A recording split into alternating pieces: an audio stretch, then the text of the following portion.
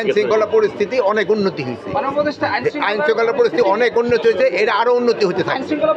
আপনারা বলছেন প্রায় 700-র উপরে যারা এই যে দাড়ি লাগিয়েছে এইগুলির অলরেডি আমরা জিডি করেছি এবং তাদের আইনের আওতায় আনার জন্য তাদের কেস করা হচ্ছে এবং যারা এই অপকর্মটা করছে তাদের আমরা খুব তাড়াতাড়ি আমরা আইনের আওতায় নিয়ে আসবো। আর একটা আপনার কথা শেষ করতে দেন না তো, আপনারা জানেন যে এখানে কিছু কিছু ফ্যাসিস্ট আছে এবং ফ্যাসিস্টের সাথে সোকল ফ্যাসিস্ট ইন্টেলেকচুয়ালও আছে, তারাও কিন্তু এইটারে ইন্ধন দেয়। এরা যেন এই ইন্ধনটা যেন না দিতে পারে এই জন্য আপনারা আমাদের সবাই সহযোগিতা করতে হবে। কিন্তু আপনারা জানেন যে কিছুক্ষণ আগে দিদারুল আলম বলছে যে নির্বাচন ফেব্রুয়ারি মাসে, তা আমাদেরও সময়কাল প্রায় শেষ। আপনাদের যে এই দাবি দাওয়াগুলি ছিল এটা যদি আগে জানা যেত তো একটু সুবিধা হতো। এখন শেষ সময় এসে কতটা করা যাবে আমি জানি না, তবু আমি চেষ্টা করে যাব।